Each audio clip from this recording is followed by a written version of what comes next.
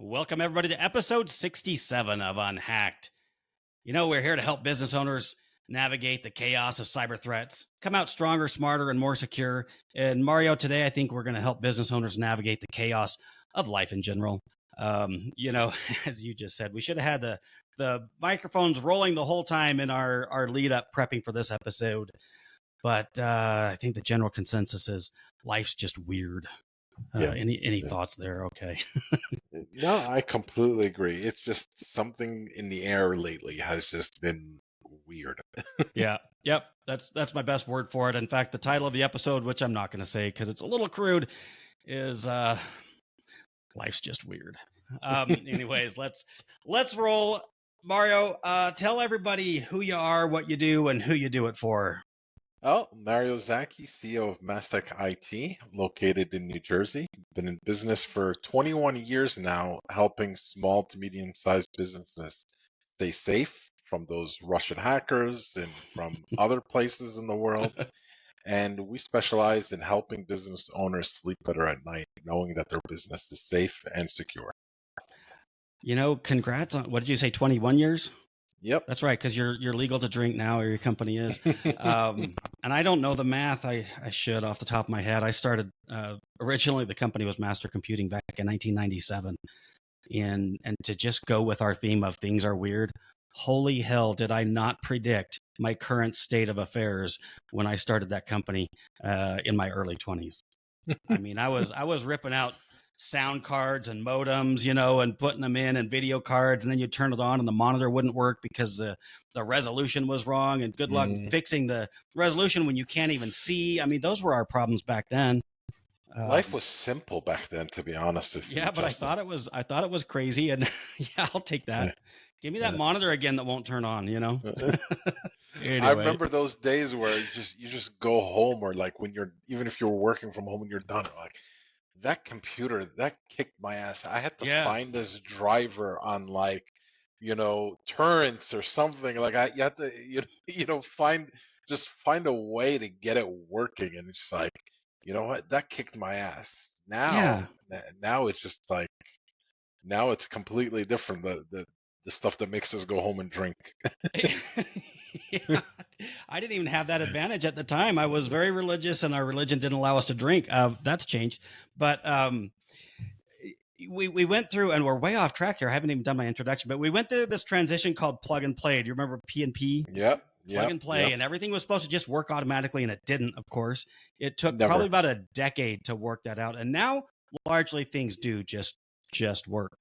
So we're fighting different battles, but God, the battles we're fighting now, they're not just frustrating and draining, like you just said. Now they're kind of scary. Yeah. Right. Like we're fighting crime rings now. We're no longer fighting IRQ conflicts.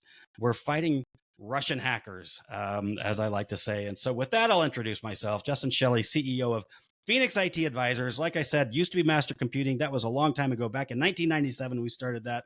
Today, instead of IRQs, sound cards, and modems, we help businesses build wealth using technology, and then we try to protect that wealth from these Russian hackers, the government fines and penalties, and class action lawsuits. The game has changed, and life is weird. So with that, Mario, let's dig into today's episode. And guys, if you've been following us for long, you will notice that there's usually at least 3 and sometimes 4 of us. Today, it's just you and me, Mario. We're going to have to try to do this thing alone. It's been a while since we've not had a guest. So no guest today. Yeah. We're going to dig in. I'm currently in Nevada, right? And the state of Nevada is in deep shit. And that's my tamed down version of the title. They got a case of what's assumed to be ransomware. I think they formally admitted that. I have to be careful what I say because nothing's really public at this point. Most of what we talk about is speculation because it's an active situation. This breach happened almost a month ago, and most of their systems are still down. So, Mario, I want your gut instinct reaction on that. If you've been hit with a ransomware attack statewide, a lot of stuff's down, not working at all, and we've made little to no progress on bringing things back up. What's your speculation? And I will say, this is speculation. 100%. me guessing is that it is some sort of hack ransomware type of situation. The gravity. I'm asking about the gravity of the situation. If you haven't brought systems back up online in a month, It, it, what's it's that tell bad. you? I remember, now this is a while ago. I remember when the city of Atlanta got, breached, and I think that if memory serves, I think it was 3 weeks. They weren't able to um, do anything. They weren't able to hold cases. They weren't able to, do parking tickets. They weren't able to provide people with like invoices to pay their water bills, their tax bills. They literally had to break out the paper and pen. And you know what? I hate to say it, most people don't really know how to do that right now. When you're telling them, oh well, when you're calling in and you're calling somebody, first of all, you may not be able to even find their number because now everything is on the computer. But you're going to tell them, okay, well, what's your account number? People are going to look, do I have an account number? I don't know what my account number is. Like everything is online now. And if there is no online, the entire city or state can't hold business. They can't do anything that they're, used to doing. I mean, I walked into a sporting goods store the other day, and there's a sign on the door that says, no fishing licenses because of the cyber attack going on in the state of Yeah. Nevada. So it's, it's crazy. Everything's down. I can't say everything because it's not truly everything, but the stuff that I'm is sure down, like people that just turned 17 or whatever like DMVs they it's a can't mess. they can't renew their licenses. They can't get new licenses. They can't probably register a car that they bought.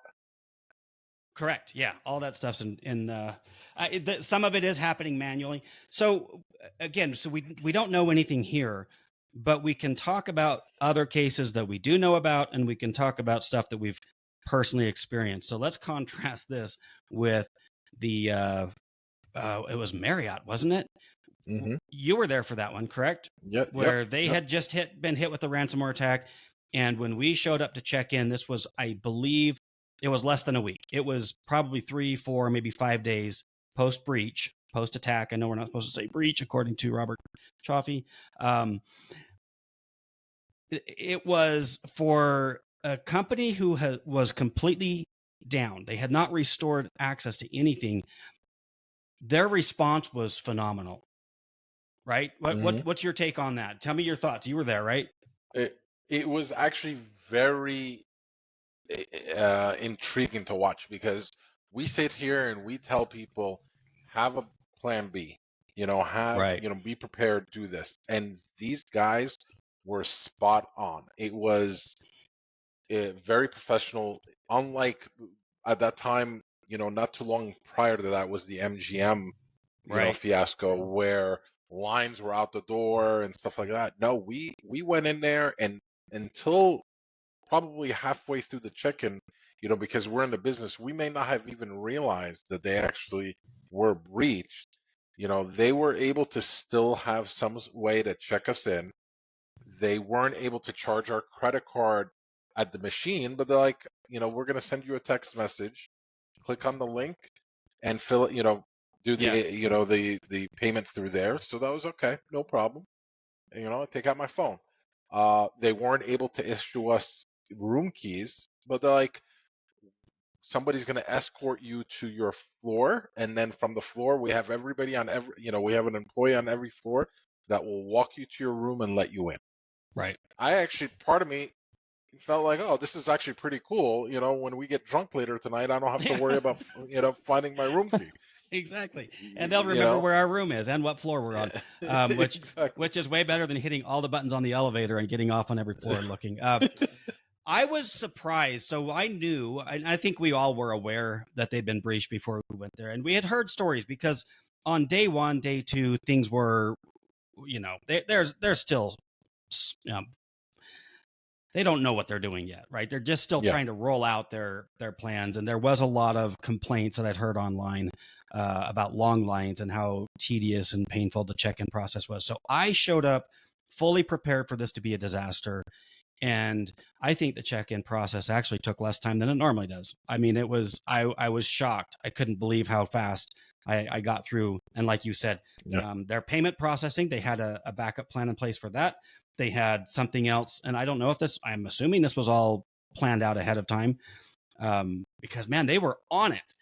And so while I cannot speak intelligently or authoritatively on what's going on with the state of Nevada, I can tell you that a month later, almost a month later, they're a mess. I don't know of anything that's actually been restored. I know that they have some workarounds, but it's ugly. But I actually just typed into Google state of Nevada, and the first couple things were cyber attack. Yeah. Look at what's come back up since they've been attacked. See if you can find anything there, because I can't. I can say walking around here, going into businesses, trying to deal with the government, there's not much. There's not much help. So this is the reason I wanted to bring this up, because this isn't the first time I've brought it up on the show, and it's certainly not the first time. Over and over, I hear this when I'm trying to talk to business owners about security. They will point to cases like this, like the state of Nevada, big government entity with seemingly unlimited resources. I mean, listen, the government can just vote themselves more money. They do it all the time. With all of these resources, when they get breached this badly, it makes it seem hopeless for the rest of us. Right? Do you ever, first of all, do you get that pushback from your prospects when you're out doing a lot? Yes. Okay. What's your answer to them? Our answer is, these big ones, they're targeted. They are, there's a team that literally is going after them. Okay. For everybody else, it's the low hanging fruit. Good right? point. It will happen. All right. It's just it's like taking out your phone number, your phone, and just keep dialing numbers. Right. Eventually, they're going to find somebody that answers, or eventually they're going to get somebody that falls for it, So with them, it's a matter of sending out 10,000 emails like a day. They may not have a very high percentage, but they don't need a high percentage. It literally, the machine, the system does all the work for them. Even if they're sending out 10,000 and they get 2 people that fall for it, that's probably at very minimum $5,000 each breach, $10,000 to have to pretty much upload a list of emails. It's it's the low hanging fruit. They may not be targeting your company directly, trying to get into your firewall, trying to get into your computers, your server, whatever. They may just feel like, all right, well, let's see if one of your employees clicks this link. And that's all it takes, is clicking this link or entering a username and password. Well, let me add to that, with poor cyber security practices. Right. Exactly. So and this is the way I used to say it when I ran a circuit of live in-person seminars pre 9/11. Oh my God, how did I go there? Well, I guess because it just happened. Pre-COVID. I would tell people that you fall into 2 buckets. You've either got the great big companies who have a target on your back, and if somebody wants in bad enough, they will get in. There is no 100% secure. If somebody wants to breach, they can. Then the other bucket of target, where people fall into, is what you're talking about, the low hanging fruit. And if we're going to dig into that, and let's do that, what makes somebody low hanging fruit? Because you've got the rest of the world, which is responsible businesses who don't have a huge target on their back. They're doing the basic security measures. They're training people. Their awareness is up. Those guys are probably okay. And they have a good plan. They have good insurance, right? They've got the bases covered. But it's the ones in the absolute target on your back. You're done. Governments. Who else has been? Let's talk about some of these big companies that have been breached that shouldn't have, like the FBI, CIA. You hear about that kind of stuff, and that's where it really gets spooky. Government agencies, big companies. What was the one? And I'm drawing a blank. The big Was it? Equifax. No, the big security company, cybersecurity company that was breached not long ago. Um, well, God, LastPass was breached. oh, I hate it when I blank out while we're recording. No, Anyways, no before was breached. All right, we'll think point of is, it. it We'll think. happens Yeah, to these companies where you just really don't expect it to, and that is scary. I'll admit, like that troubles me. But like you said, for the rest of us, unless you just have to stay out of that low hanging fruit category. So let's talk about. No, go ahead. You have something? but yeah, but the thing is, you got to keep in mind those big companies that do get hit, they are being they're literally have I guess an evil, SEAL team, 6 or whatever following, trying. Their full-time job is to infiltrate that specific company, right? So and it may not take, they may not be able to do it in a day. It may take them months, years to finally find that one little pinhole entry that actually gets them to go in. Right. It's not like, and sometimes it may be as simple as an email breach, or in like MGM, it may be as simple as somebody picking up the phone and calling their help desk, pretending to be somebody else. But that's not even that simple, because these guys with that MGM, they did their research. They found somebody on LinkedIn that they were targeting. Like, it wasn't just a random phone call. They knew what they were doing. They pretended they were somebody. They knew who that person was. They had enough information to provide their IT people, to let them reset their account and let them in. Yeah. So SolarWinds is the company I was thinking of. SolarWinds, yes. That one, when that happened, and I believe that was 2020. That happened in 2020. So the whole world was in chaos, or that's when all this chaos started. It's never gone away. And then obviously, Kaseya. Kaseya is a big Right. one, that got breached. Well, here's the difference, and I probably shouldn't say this, but I'm going to. What I will say is that SolarWinds is a company I did not expect to get breached, and that's different from the other company you mentioned. Yeah, don't be scared, Justin. Don't be scared. I know they're trying to take over the world of IT, but don't be scared. God, they're gonna sue. And we're not saying anything false. They did get breached. They won't deny it. Yeah. But I did not expect a company like SolarWinds to get breached. And where you're talking about, they spend there's a lot of planning and strategy that goes into this. In that case, it was a supply chain attack. They didn't directly get into the company. They got into a company that sells to them, or that provides. Yeah. So, and that's kind of what I'm saying. If you've got a big enough target on your back, you're kind of in trouble. You have a good backup plan, have a good response plan, insurance, attorneys, and that kind of thing. The rest of us who are smaller organizations, it just becomes critical to not be in the category of low-hanging fruit. So let's talk about what that means. In fact, you had a really good one before we started, before we hit the record button. So step one, what do we need to do? Mario, October is coming up. What does that mean for people? Well, we are exactly under a month away from Windows 10 being end of life. Now, before this, I actually looked up some numbers. So obviously, people should know what Windows 10 is, or Windows 11. It's the operating system on, a lot of computers.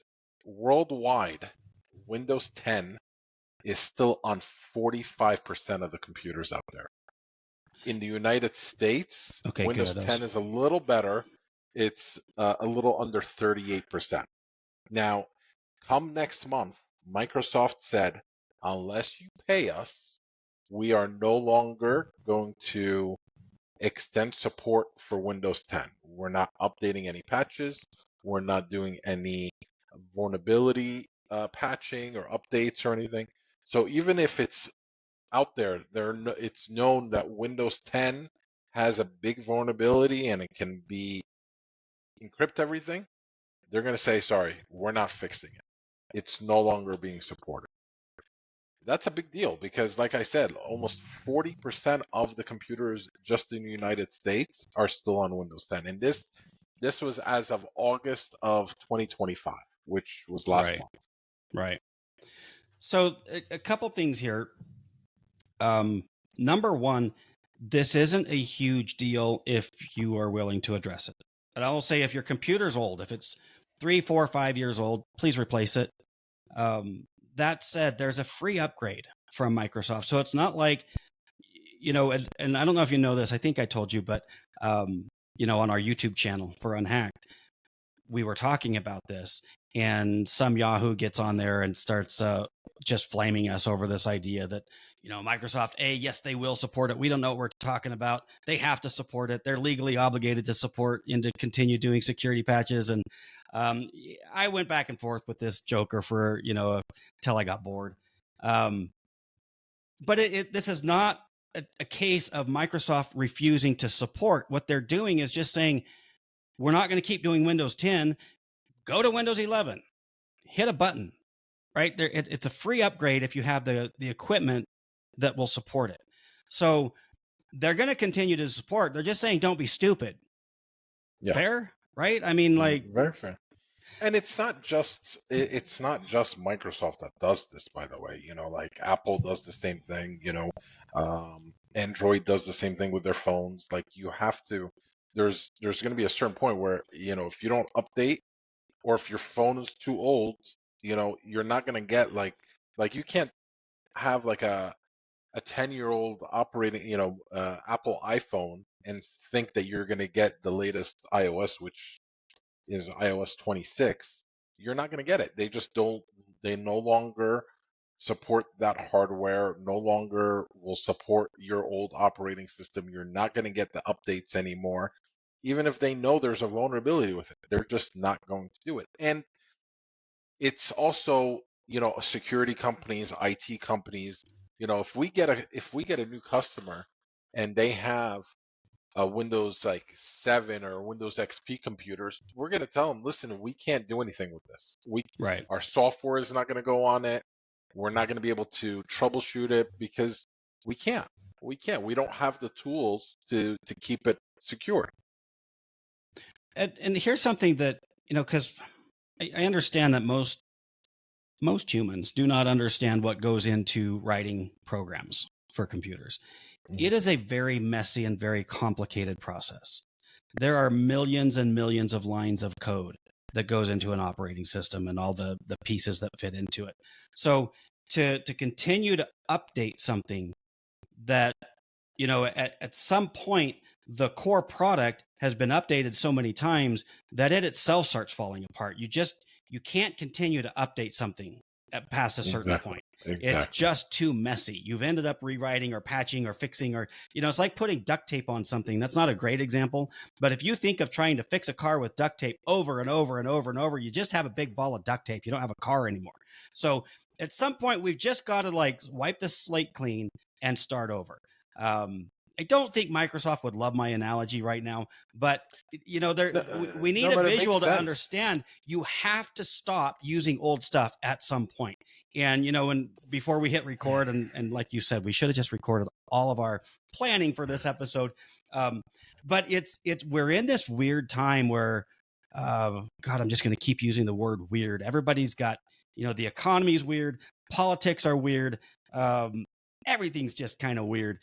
And there is this absolute resistance to upgrade. I can tell you, I've got clients that I cannot get to upgrade their computers right now. They won't do it. And if they do, they're going out to Walmart and buying the cheapest shit they can find. It's like, fine, you can do that. At least we're not dealing with the vulnerabilities of Windows 10, but now you're going to be dealing with a computer that breaks in 3 months, and you're going to have to go back in Walmart and tell them, hey, yeah, good luck. Good luck with that. Good luck with that. Just don't call me. That's the thing too. And what we tell our customers, you're more than welcome to go and get that. We will we'll set you up. But the second, obviously we're billing you for our time. The second that happens and you have to go and warranty it out, you have to do it. We're not doing it for you. because it's not our product. All right. And then we're going to do our work again and bill you again. We had a customer, not too long ago.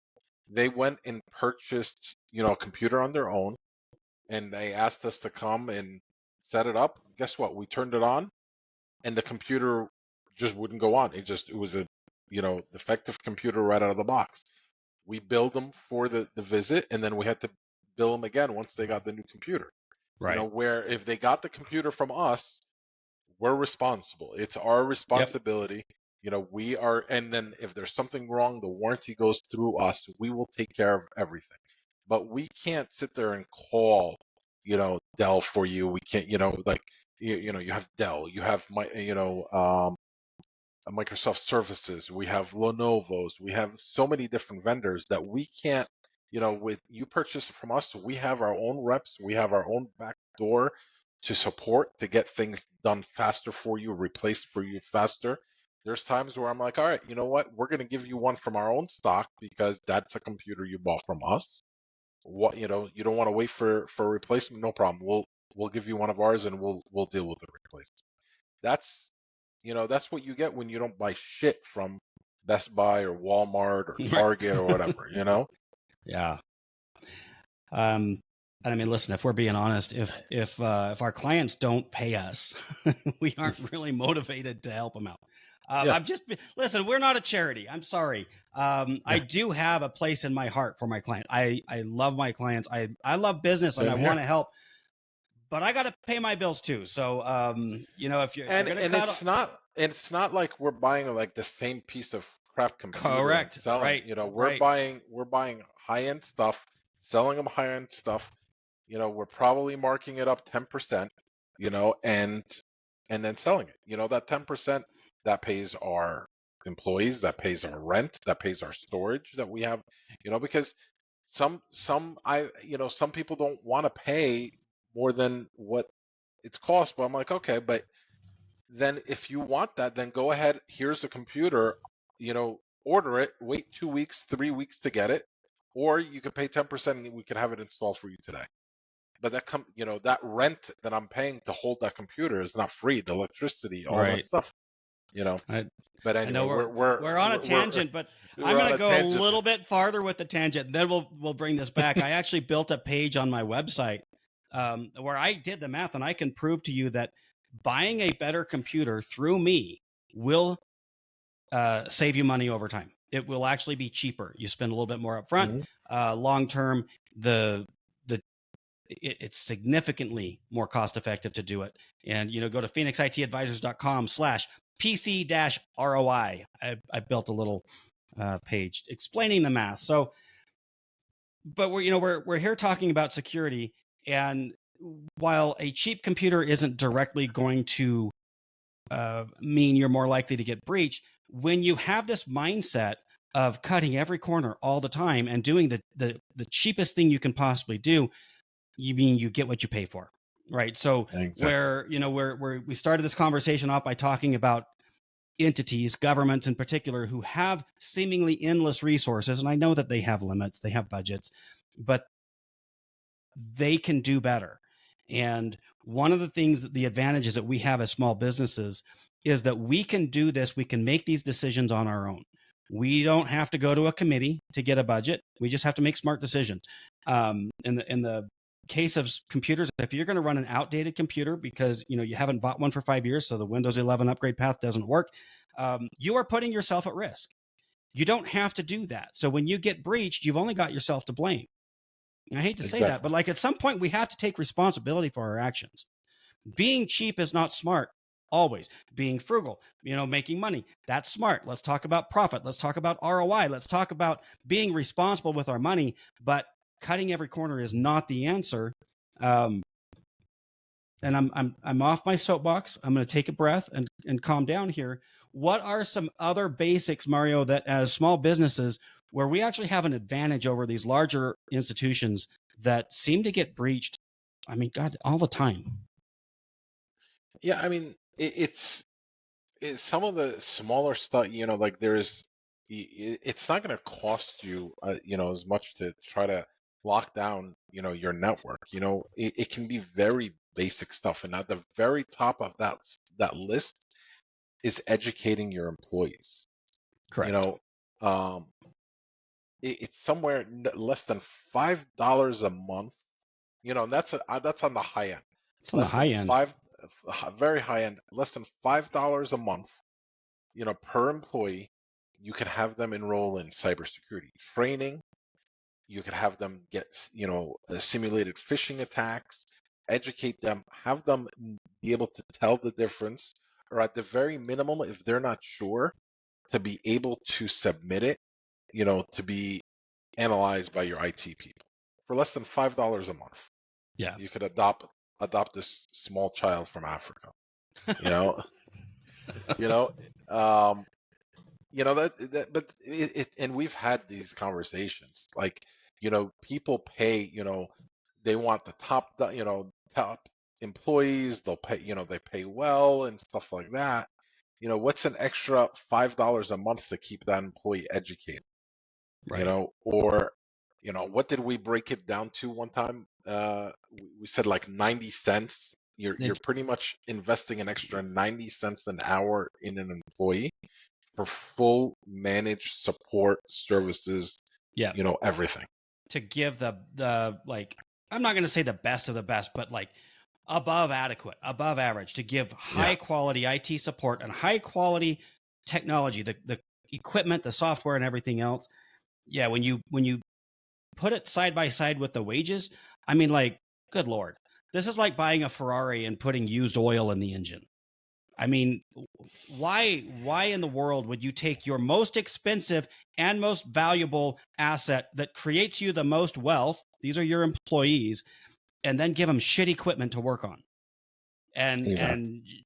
and no education, and like, not only are they your biggest asset, but they're also your biggest liability. If you, like you said, if you And don't biggest educate expense. them, right, and if you don't train them properly, and then they become the one that clicks that link that they shouldn't, it's just crazy. This is a crazy use of money, or a crazy place to cut costs.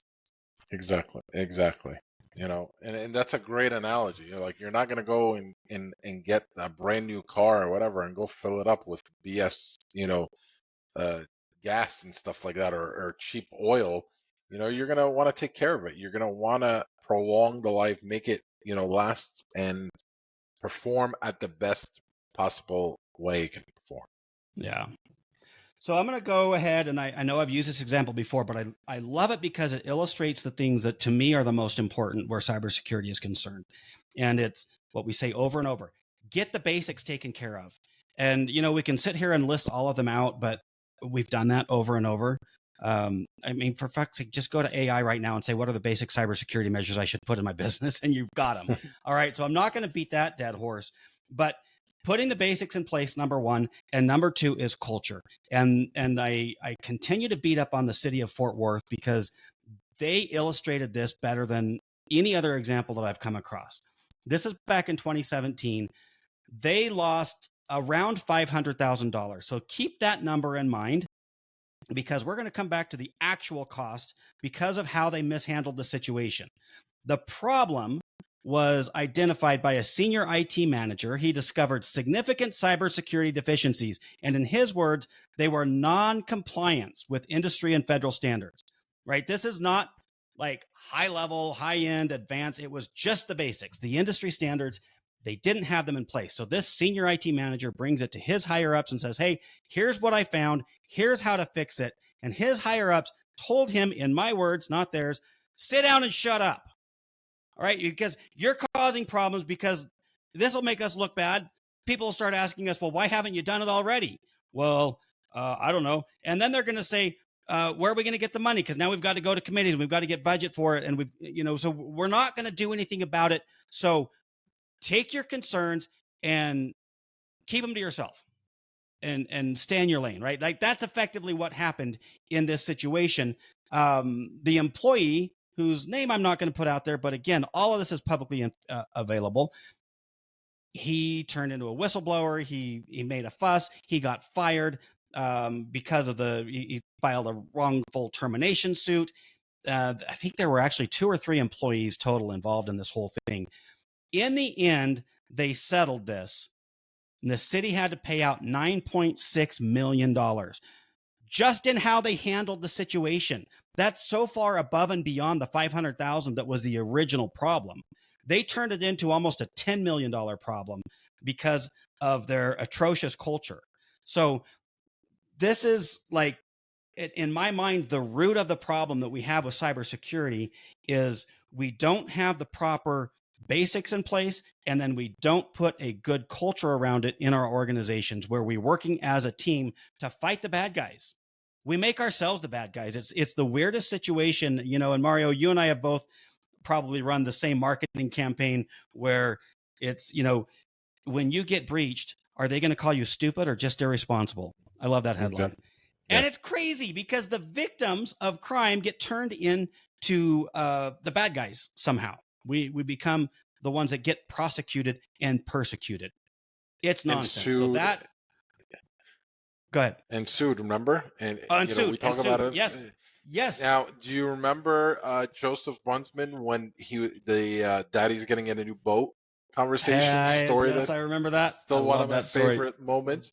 You know, it in that example with, you know, it you're not just going to get sued, you know, like people get breached, you know, but you're not going to get sued if you're doing the right thing and you can prove that you're Right. not, you don't necessarily have to go from, you know, in one day, go all of a sudden implement everything under the sun, but you're showing a progress. You're showing that, okay, we're replacing computers. We have them patched. We are doing this. We're doing this. You know, in the event something happens, which shit happens, you know, like you're covered. You're not going to get Yeah. sued because you're working towards getting the right thing. In that example, in that situation, they would get sued because they weren't doing it. If there's a trail showing that, hey, your IT company or your IT person, in-house IT person brought this to your attention and you told them to go F off, well, guess what? That's negligence. Absolutely. Yeah.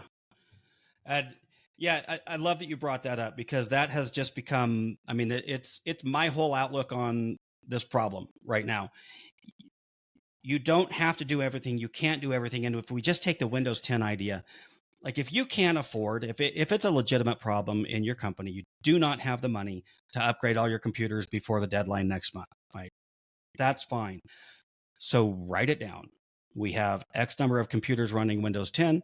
We have this budget. We're going to roll it out. It's going to take us a year. And God, please don't use this example because it's terrible. But worst case, I am putting out a worst case scenario. And let's just say you can't do it. Make a plan. We've got 10 PCs that are out of date and we're going to replace one a month. And, you know, we got started late because of budgetary constraints and we hope it improves, whatever, right? But just have a plan and then start executing the plan. Because Yeah. worst case, if you get breached, that's bad enough. But at least then you can show a court, should it come to that, like, hey, we did know about this. We were taking steps to resolve it. And while we had this known vulnerability, we were doing extra work in around our culture and around employee education and awareness. And, you know, we held special meetings of don't click this or whatever. But, you know, it's just showing that you are doing something about it, because what does not work in preventing breaches and preventing lawsuits is ignorance. That's not going to help you at all. I didn't know. I wasn't aware. Well, too bad. It works nowhere. You know, like you even when you commit a crime, you can't Right. plead that. You know, like it just doesn't work. Yeah. You know, you will get sued. And you know, forget about suing. It's just also it's the headache that comes along with it. You know, if Oh, you're yeah. in a certain practice, you have to call the FBI. You know, your company may not survive. I mean, you know, we've talked to people that have, you know, the company was handed from generation to generation, and you're the asshole that brought it, you know, under. You know, like, Yeah. you know, it's stuff that you have to keep in mind. And you know, IT is not going to be your biggest expense. You know, it really isn't. But you have to you need it. You know, you need IT to run your business. You know, even like delis and stuff like that. You know, stuff for the companies that have just one computer throughout the whole company. You know, they still need it. landscapers. They'll have like 50 employees, but one computer. They still Right. need that computer, Well, and they need the culture, the training, the awareness, and again, I think this was before we hit record. Our mistake. You brought up how a lot of these scams and hacks these days are, they're always after money. In the end, they're after Mhm. money. You don't necessarily have to get a computer breached in order for somebody to take your money, right? Like Exactly. you had mentioned, the new scams are what, text message, and what else did you talk about? The text messages, emails. I mean, they actually sometimes they'll send letters. They'll send letters in the mail Yeah. saying, open invoice, or uh, like how many times will you see like that scam of like, oh, your domain is going to be expired, Oh my God. Yeah. and Yeah. pay this, to pay, to do this or whatever, and then on the bottom, on very fine print, this is not an actual bill. Right. You know, Yep. Those are the best. um, it's all over, and I've had people constantly will forward me an email, take a picture, do whatever, and send me this like, hey, I got this. What should I do? Should I pay it? I'm like, no, absolutely not. You don't need to pay this. This is a scam. Sure, get rid of it. Yeah. It's educating people, being there. Sometimes you just need that company or that person that you can just bounce ideas on. Like, I got this in the mail. I got this email, whatever. What should I do? It's, you just need that person. You need the education. It's all about knowledge. Right. Very minimal. Yeah. Yeah. Ignorance is not going to help us. Well, listen, Mario, I think I've ranted about as much as I can for the day. I need one of those beers or whiskeys or whatever you said. You mentioned earlier. Um, so let's go ahead and move towards wrapping this up as we like to do. What would be your key takeaway if somebody just listened to this part of the podcast, Mario? What should they learn today? it The key part is to do something. No matter what it is, do something. It could be as simple as pushing a button to upgrade your system, or to just go out there and just learn or teach your employees what to look for. Okay? If you see something, say something. If you have some doubts, bounce it up, you know, bounce it against your IT people. Send it to them, forward it to them, find out if it's legit or not. Don't just stay stagnant. Yeah, I love it. I mean, do something. And I will just say again, like if this isn't your cup of tea and you don't know what you're doing, and listen, let's just say you don't have the budget to hire somebody. I don't even like to say that out loud, because this is not a DIY program. This is doing cybersecurity is not something you should do yourself. It's like, don't do brain surgery on yourself either. Um, but if you've got nothing else going on for you, pull up ChatGPT and say, what's one thing I can do to make my business more secure today? Right. I mean, also you could listen to our podcast. You can, there's so many resources out there, but yes, do something, get those basic security measures in place, do that first. And then I will continue to beat this drum of the culture in your organization. We have to reward good behavior and we have to punish bad behavior where this is concerned, because we as humans are the weakest link in this situation. So um, that's what I've got, Mario. As always, I appreciate you being here. The loyal, faithful Mario, who is here week after week, unless he's sitting on a beach in Egypt, you bastard. Yes. And you did not invite me. So, guys, thank you for tuning in. We will be here next week with more advice and tips to keep you and your business safe. That's what we've got for this week. Mario, thanks again. We'll see you guys. Thank you. Bye, guys.